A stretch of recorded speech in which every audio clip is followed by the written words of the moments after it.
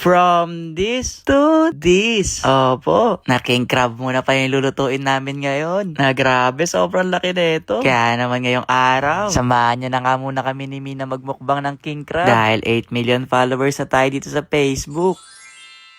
Thank you. Tapos may... Ay, yan na. Ano?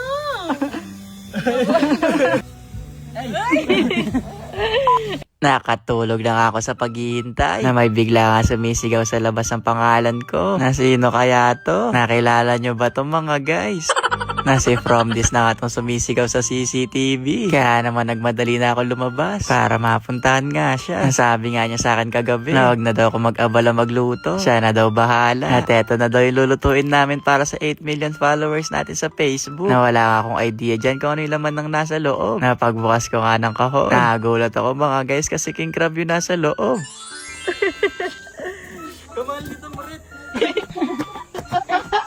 Saan galing yan? Hindi niya para sa dagat para kunin yan.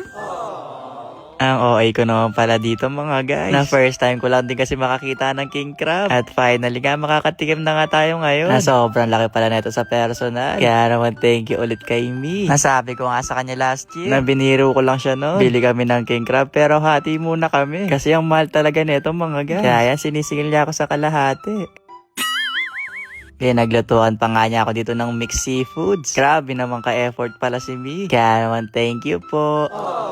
Kaya naman tara na mga guys. Linisin na nga natin itong malaking king crab. Nang ma-taste test na natin. Nasabi ko nga dyan kay Mi. Umupo na lang muna dito sa duyan. Kasi sa binigay niya sa akin ngayon, deserve niya muna magpahinga no. Pagkatapos nga malinis yung king crab, inayos na nga namin dito ni Bunso yung lutuan. Kasi dito nga natin siya lulutuin sa may ibaba ng puno. Napakukuluan lang din natin tumamaya. Pero bago yon, gagawa muna tayo ng masarap na sauce. Na natututo na nga si Misa lagi namin pagluto. Natuto na rin siya manghiwa ng sibuyas, mambalat. Na dami na nga niya natututunan sa akin. Pati pagmamahal natutunan niya na din. Chot! Pero seryoso, ang ganda niya ata dito. Na parang bagay niya talaga naghiwa ng sibuyas. Na matapang na daw yan. Nandito daw siya umiiyak kapag nagbabal na sibuyas. Eh ako, umiiyak ako daw. Kaya bawag mo napunta sa akin.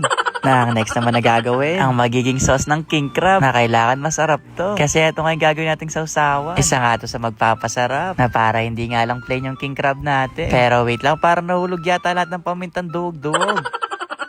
Okay na to. Kaya simulan na nga natin manggisa dito. Naunahin ko na pala to. Kasi mabilis nga lang i-steam yung king crab mamaya. Na habang nanggigisa nga ako dyan, na-excite na rin kaming lahat dito. Kung ano nga ba yung lasa ng king crab. Kasi lahat kami dito, first time namin makakatikim nun. Kaya dapat, masarap tong magawa nating sauce. Na pinataste test ko na nga muna kay Mi kung pwede na. Na nagbigay nga siya ng honest review dito. Na masarap naman daw kaso sakto lang. Na tinikman ko rin. Parang wala pa masyadong lasa. Kaya pala. Kasi di pa pala natin to nalagay. Ito namin ako sa ating ingredients kanina.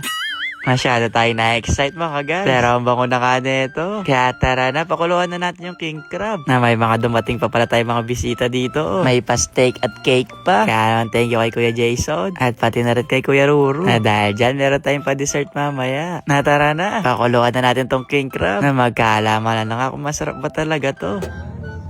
Mabilis lang din tumaluto. At makalipas nga ng ilang minuto, eto naging violet na siya. Ay, orange pala. Na grabe mga guys, ang laki pa din niya kahit naluto na. Na parang isang kamay pa lang yata na tong king crab, makakabusog na ng isang tao. Kaya naman happy 8 million followers sa atin mga guys. Na maraming salamat po sa mga sumusuporta. At syempre, thank you din kay Mi. At dahil dyan, may cake ka sa akin.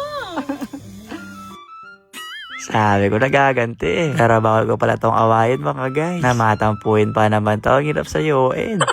Na medyo lumakas nga yung ulan ngayon. Kaya naman nag-change location kami. Para ma-enjoy naman namin yung king crab no mga guys. Laki na pala neto. Naubos kaya namin to mga guys.